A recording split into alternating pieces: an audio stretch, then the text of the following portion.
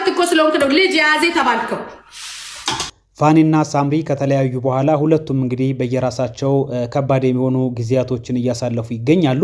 ባለፉት 4-5 ወራቶች የደረሰበት ከባድ የሆነ የብቸኝነት ጊዜ እንደዚሁም ሳይዘጋጅ ከቤት መውጣቱ በጣም ከባድ እንደሆነበት በተደጋጋሚ ሲናገርም ተመልክተናልና አሁን ደግሞ ብዙ ነገሮች አልፈው ልጆቹን እሱ እያሳደገ ወይንም ደግሞ እሱ ጋር እንዳሉ ይታወቃል። ከሰሞኑ ወጥቶ ይሄንን መረጃ ሰጥቶ ነበረ።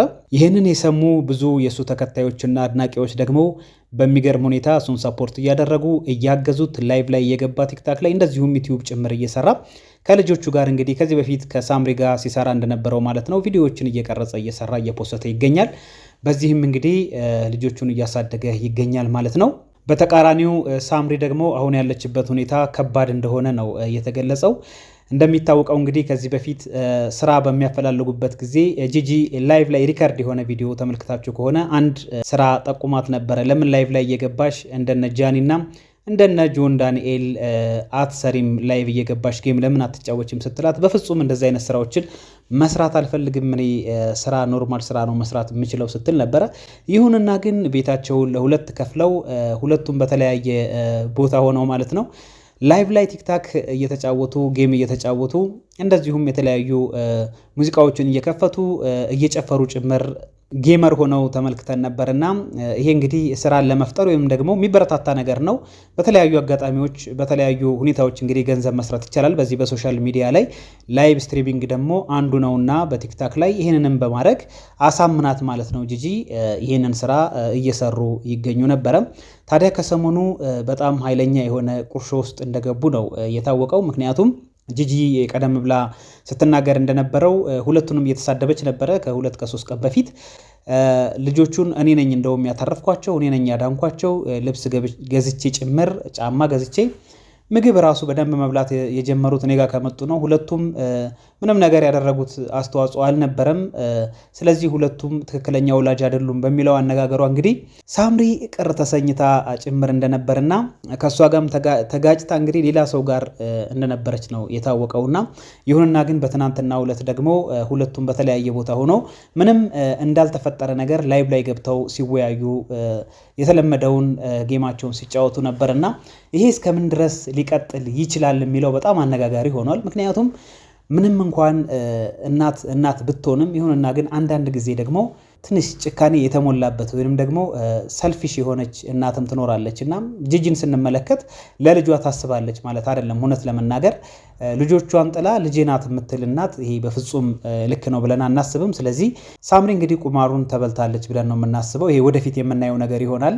ስለዚህ አሁንም ቢሆን አልረፈደም። ሁለቱ አብረው የሚሆኑበት አጋጣሚ ቢኖር ካልሆነ ቢያንስ ልጆቻቸውን እንኳን አብረው ሆነው ለማሳደግ በስምምነት ይሻላል እንጂ እንደው እየተፎካከሩ አገኛለሁ ቆይ እንተያያለን እያለች ነው ስትናገር የነበረውና ሳምሪ በዛ አይነት መንገድ እናቷን ተከትላ ያንን ነገር ማድረጓ በጣም ልክ አይደለም ብለን እናስባለን። አሁንም እያየነው ያለነው ይሄንኑ ነውና ጂጂ ምናልባት ለጊዜው ደስተኛ ሆና እንመለከታታለን።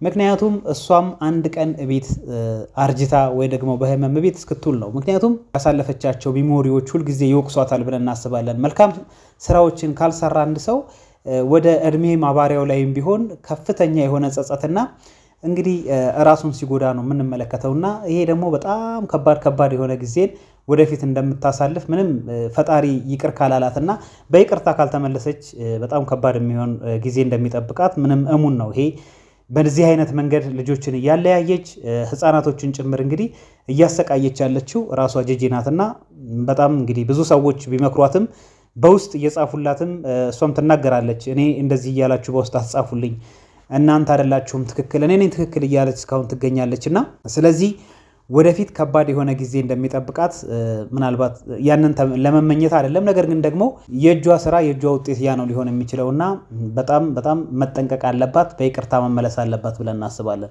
ከዛ ውጭ ደግሞ አሁን ላይ በስሜት ወይም ደግሞ ባለማሰብ ባለመብሰል እያደረገች መጥፎ ስራ እየሰራች ያለችው ሌላው ሳምሪ ነች።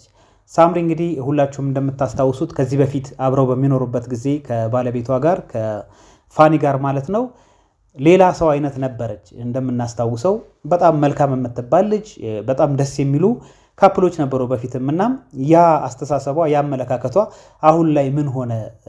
ማንነቷን ትታ ነው ወይስ የመጀመሪያ ማንነቷ ይሄ ነበረ እየተባለ በእውነት በጣም ግራ የሚያጋባ ብዙ ኮሜንቶችን እኔም ተመልክቻለሁና ይሄ እውነት ነው። ከዚህ በፊት የምናውቃት ወይ ደግሞ ከፋኒ ጋር ሆና የምናውቃት አይነት ሳምሪ አይደለችም።